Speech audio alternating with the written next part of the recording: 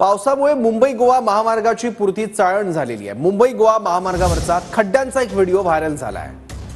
पावसामुळे मुंबई गोवा महामार्गावर अक्षरशः चाळण झालेली आहे महामार्गाची।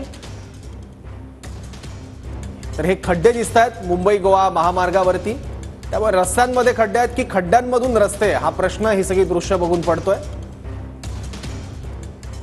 याबद्दल आणखी माहिती घेऊया, आपले प्रतिनिधी मनोज लेले आता आपल्या सोबत आहे। मनोज, नक्कीच सौरभ, खड्डे आहेत की नेमका रस्ता आहे असा प्रश्नचिन्ह उपस्थित करणारा सध्या मुंबई गोवा महामार्गाचा हा व्हिडिओ व्हायरल होताना पाहायला मिळतो आहे। जवळपास 17 वर्ष झालेली आहेत मुंबई गोवा महामार्गाचं काही काम होताना दिसत नाहीये आणि नागोसने रोह्यामधला हा व्हिडिओ असल्याचं समोर येत आहे। प्रचंड मोठ्या पद्धतीनं पडलेले खड्डे आहेत आणि या खड्ड्यांमधून कसा मार्गक्रमण कोकणी माणूस करतोय याचा हा आजकाल नमुना सांगणारा हा व्हिडिओ समोर येताना पाहायला मिळतोय।